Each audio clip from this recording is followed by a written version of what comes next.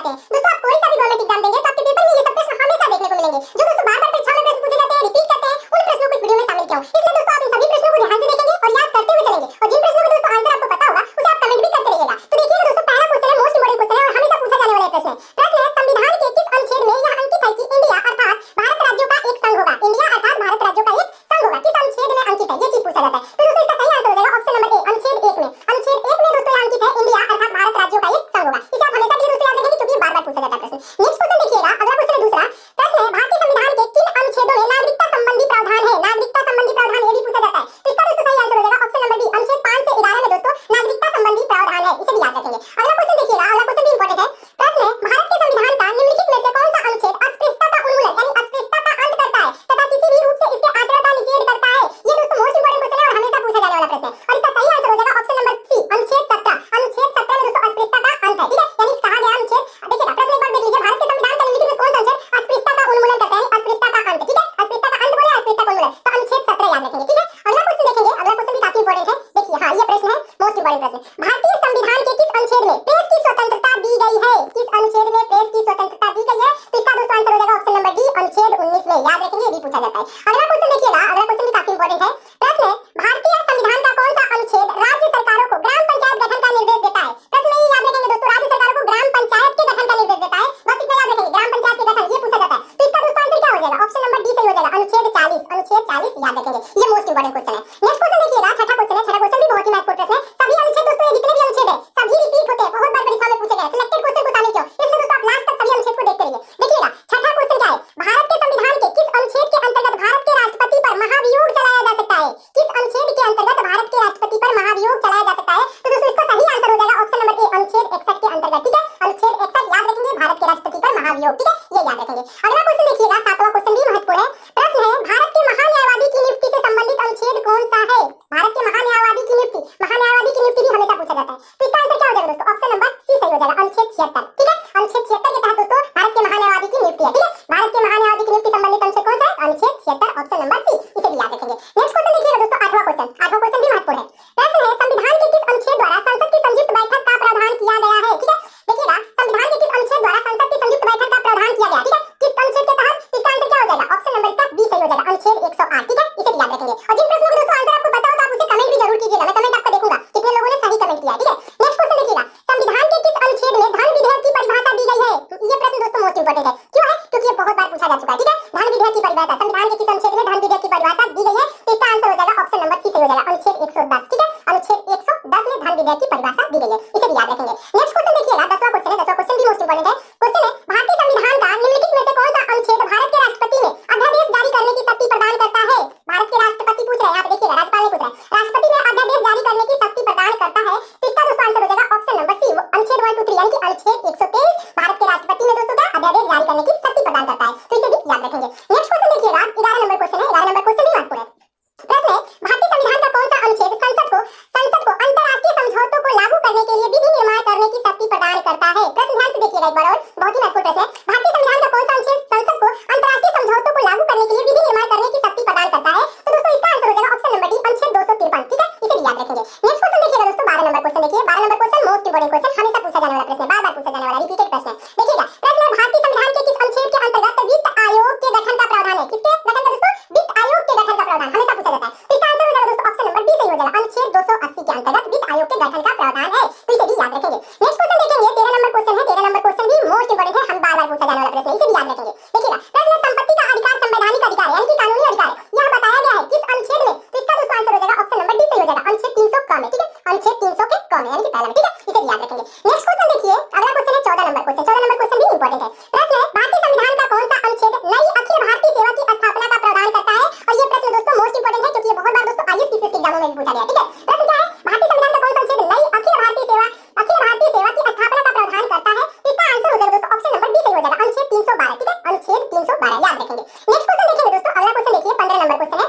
15 number question भी most important है और हमेशा पूछा जाता है प्रश्न। प्रश्न है, भारतीय संविधान के किस अनुच्छेद में निर्वाचन आयोग के लिए प्रावधान है? निर्वाचन आयोग पूछा जाता है, ठीक है, तो इसका दोस्तों आंसर हो जाएगा ऑप्शन नंबर सी, अनुच्छेद 324, ठीक है, भारतीय संविधान के किस अनुच्छेद में निर्वाचन आयोग के लिए प्रावधान है? तो अनुच्छेद 324 याद रखेंगे, अनुच्छेद 324 हमेशा के दोस्तों पूछा जाने वाला यह प्रश्न है।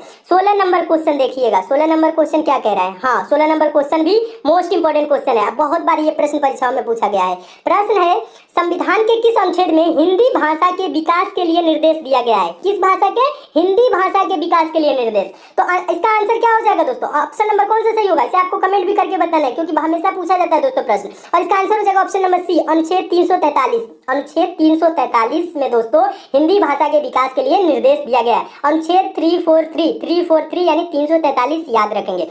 नेक्स्ट क्वेश्चन देखिएगा, 17 नंबर क्वेश्चन है। 17 नंबर क्वेश्चन भी इंपॉर्टेंट है।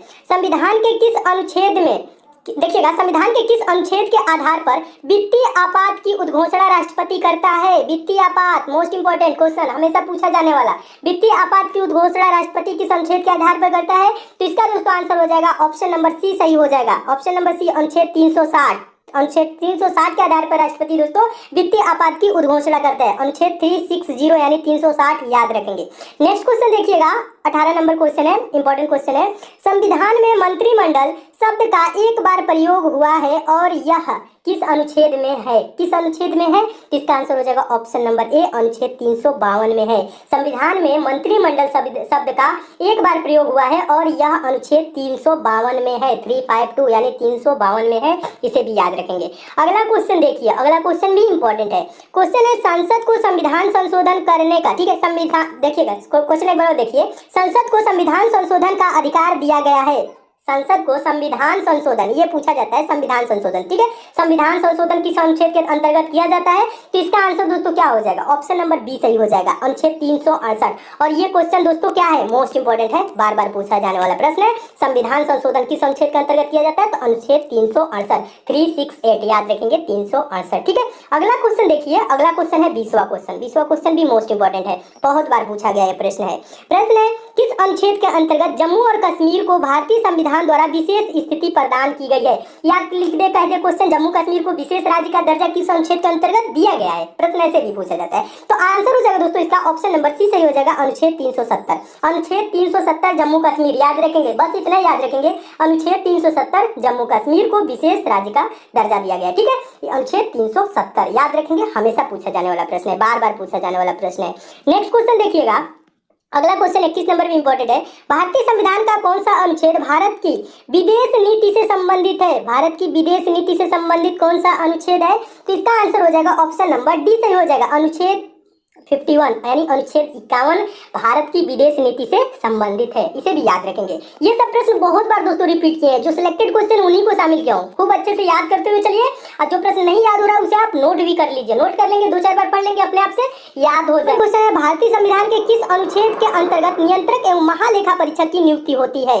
भारतीय संविधान के किस अनुच्छेद के अंतर्गत, यहाँ पे देखिएगा, नियंत्रक एवं महालेखा परीक्षक, नियंत्रक एवं महालेखा परीक्षक की नियुक्ति होती है, ये पूछा जाता है। नियंत्रक एवं महालेखा परीक्षक याद रखेंगे, किस अनुच्छेद के अंतर्गत दोस्तों इसकी नियुक्ति होती है? तो इसका आंसर हो जाएगा दोस्तों ऑप्शन नंबर सी सही हो जाएगा, अनुच्छेद 148 के तहत, अनुच्छेद 148, इसे भी याद रखेंगे।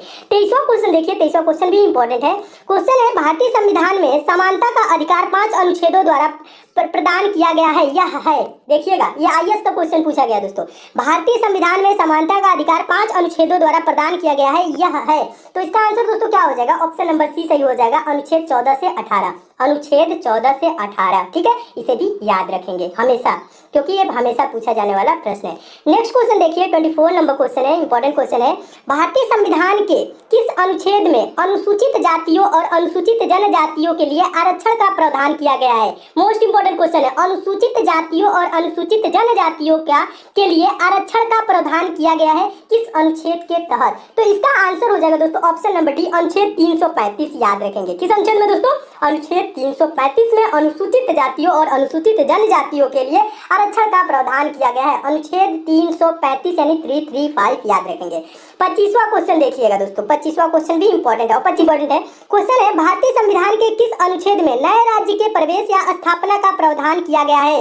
नए राज्य के प्रवेश या स्थापना, ठीक है, नए राज्यों के प्रवेश पूछा जाता है बार बार, ठीक है। तो इसका आंसर क्या हो जाएगा दोस्तों, कमेंट करके आपको बताना है। और इसका आंसर सही आंसर है ऑप्शन नंबर बी, अनुच्छेद दूसरे में, ठीक है। अनुच्छेद दूसरे में दोस्तों क्या कहा गया, नए राज्य के प्रवेश या स्थापना का प्रावधान किया गया है। तो दोस्तों ये रहे 25 मोस्ट इंपोर्टेंट क्वेश्चन दोस्तों, जो हमेशा परीक्षाओं में पूछे जाते हैं दोस्तों। इसमें और भी क्वेश्चन अनुच्छेद से रिलेटेड, उसको मैं नेक्स्ट पार्ट में करा दूंगा। और ये सब दोस्तों आपको प्रश्न अच्छे लगे हैं, समझ में आए हैं, तो इस वीडियो को दोस्तों लाइक जरूर कीजिएगा, शेयर भी कर दीजिएगा। फेसबुक, व्हाट्सएप, टेलीग्राम जितने भी दोस्तों आपके पास स्टडी ग्रुप हो, उस ग्रुप में शेयर एक बार जरूर कीजिएगा। और जो दोस्त इस चैनल पर नए हैं, जिनको दोस्तों हमारे वीडियोस की डेली नोटिफिकेशन नहीं मिलती, नीचे दोस्तों रेड कलर का सब्सक्राइब दोस्तों लिखा होगा, वहां पे आप क्लिक करके दोस्तों चैनल के साथ जुड़ जाइए। और बगल में दोस्तों बेल आइकन का सिंबल बनेगा दोस्तों, नोटिफिकेशन बेल आइकन होता है, प्रेस करके ऑन जरूर कर लीजिएगा। ऑन कर लेंगे तो आपको डेली सारे वीडियोस की नोटिफिकेशन यानी आप तक मैसेज आएगी। तो दोस्तों सब्सक्राइब और बेल आइकन पे प्रेस जरूर कीजिएगा। तो मिलते हैं दोस्तों अगले वीडियो में और भी इंपॉर्टेंट प्रश्नों के साथ, तब तक के लिए दोस्तों धन्यवाद।